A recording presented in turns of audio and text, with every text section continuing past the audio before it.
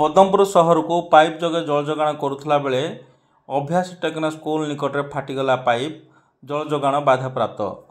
रायगढ़ जिला पदमपुर ब्लॉक अभ्यास techno school निकट में पाइप फाटी जाइए जहाँफल बर्तमान जल जोगाण बाधाप्राप्त होउची। सुदूर वंशधारा नदी एठारे पदमपुर सहर को दीर्घ 8 किलोमीटर दूर पाइप पोता जाइए और पाइप जगे जल जोगाण करा जाउची।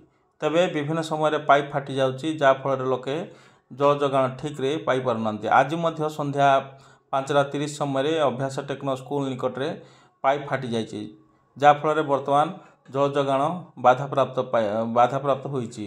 घटनास्थल कनिष्ठ जंत्री अजय माझी पहुँचले एवं अतिशीघ्र यार मरामती कर सूचना मिली। मरामती करागला पुणी थे पाइप जगे जल जोगाण कर प्रबल ग्रीष्म प्रवाह जारी रही। प्रति साहिकी किपरि पानी पहुँचब आमर कर्तव्य बोली अतिशीघ्र यार मरामती कर सूचना मिली।